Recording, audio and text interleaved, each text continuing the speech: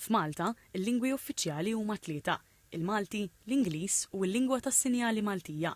Madankollu il-pajjiż qatt m'għandux politika lingwistika nazzjonali. Din it-tema kienet diskussa f'konferenza nazzjonali imtella mid-Dipartiment tal-Istudji Politiċi u l-Governanza u d-Dipartiment tal-Malti fl-Università ta' Malta. Ma' TVM News, membru tal-Kunsill Nazzjonali tal-Ilsien Malti, Thomas Patch, spjega li din id-diskussjoni kienet xprunata mill-ħtieġa biex minnu fih jibda tfassil ta' politika lingwistika nazzjonali.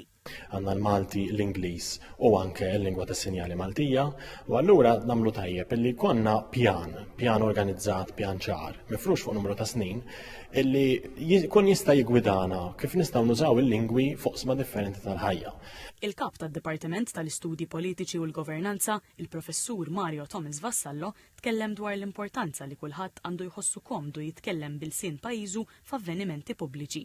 Jekk inti għandek konferenza f'Malta u għandek mitruħ kollha Maltin għajra l-tlieta li huma barranin.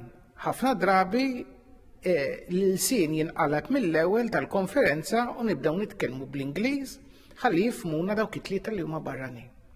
Jiena nemmen li f'okkażjonijiet bħal dawk, bħal mejja l-konferenza tal-lum, għandu jkun hemm iżjed użu tal-interpreti.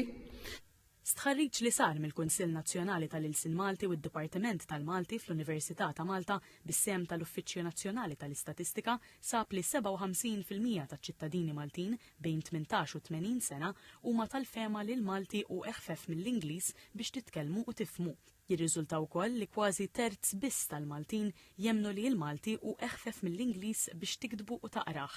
Instab ukoll li l-kitba bil-Malti hija iktar preferuta mill-Ingliż għal messaġġi fuq il-midja soċjali, noti personali u siti elettroniċi.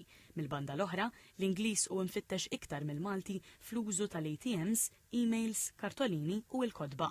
F'dan l-istħarriġ ħaddu sem iktar minn 1000 persuna.